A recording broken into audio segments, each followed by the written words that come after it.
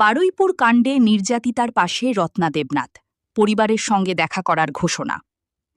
পানিহাটি বিধানসভা কার্যালয়ে ড শ্যামাপ্রসাদ মুখার্জির প্রতিকৃতিতে মাল্যদান শেষে বারুইপুরের ৯ বছরের শিশুর ওপর নির্যাতনের ঘটনায় তীব্র নিন্দা জানান পানিহাটির বিধায়িকা রত্না দেবনাথ। তিনি বলেন, একজন মা হিসেবে এই ঘটনার যন্ত্রণা তিনি অনুভব করেন এবং নির্যাতিতার পরিবারের পাশে দাঁড়াবেন। খুব শীঘ্রই পরিবারের সঙ্গে দেখা করে ন্যায় বিচারের দাবিতে সবরকম সহযোগিতা করবেন বলেও জানান। পাশাপাশি কেন্দ্রীয় স্বরাষ্ট্রমন্ত্রী অমিত শাহ ও রাজ্যের বিরোধী দলনেতা শুভেন্দু অধিকারীর সঙ্গে বিষয়টি নিয়ে আলোচনা করবেন এবং দোষীদের দৃষ্টান্তমূলক শাস্তির দাবি তুলবেন বলে জানান রত্না দেবনাথ।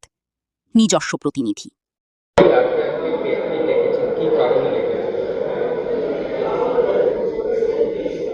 শুনতে পাইনি।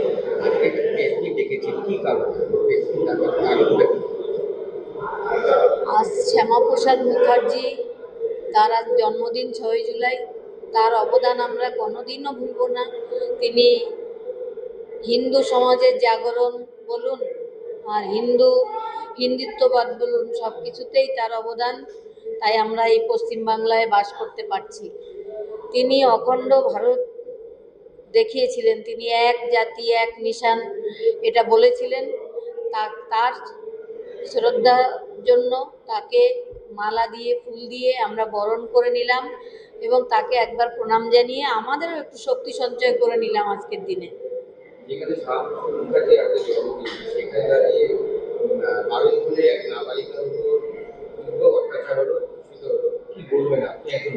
এটা খুবই খারাপ লাগার একটা অনুভূতি।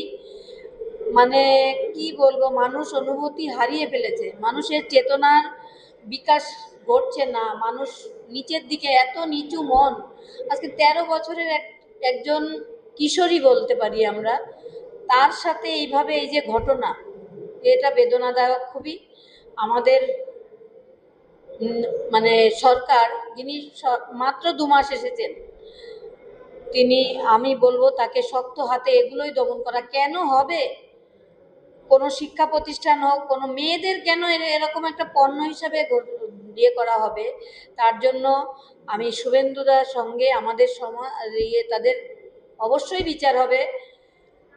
বিচারে মানে বাধা আসবে না, কিন্তু বাবা মা তো আর কিছু পাবে না। বলুন, বাবা মা কি পাবে? বিচারটা হবে, কিন্তু বাবা মার যে ঘরটা শূন্য হয়ে যায়, সেটা আমার ঘরটা যেমন শূন্য হয়ে গেছে।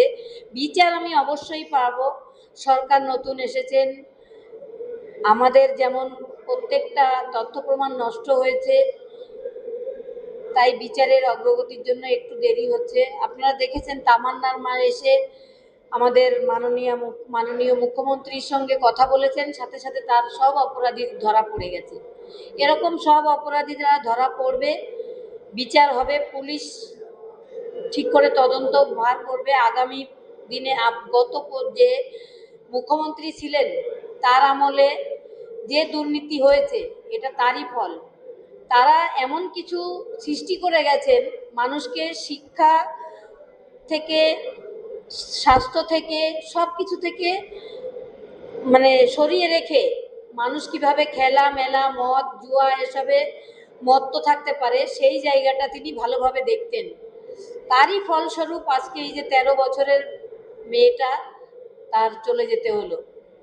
এটা একদম আমি চরম ধিক্কার জানাই এবং এই প্রতিবাদ আমিও করব। এটা সহ্য করার মতো বিষয় নয়। মা বাবা বিচার হবে, কিন্তু মা বাবা কি পাবে?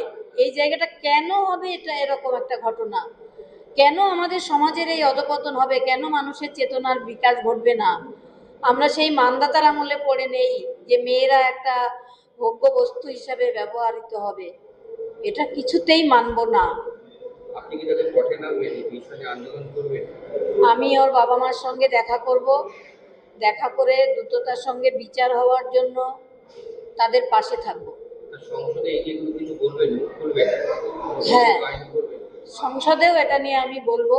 নারী সুরক্ষা, আমি তো প্রথম থেকে বলছি 2 বছর ধরে, আমার মেয়ে তো আর ফিরে আসবে না, কিন্তু আমি লড়াইটা জারি রেখেছি যে মেয়েদের উপর যেন কোনো অত্যাচার না আসে। কিন্তু এই 1 মাসে 5টা ঘটনা ঘটেছে।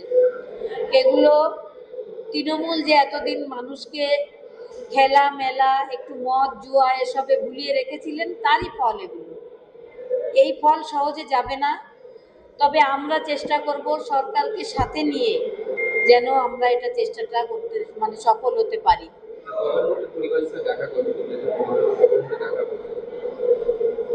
পরিবারের সঙ্গে দেখা করতে আমি যাব। আজকে আমাদের অমিত শাহজি আসছেন, আমার সেখানে এয়ারপোর্টে যেতে হবে।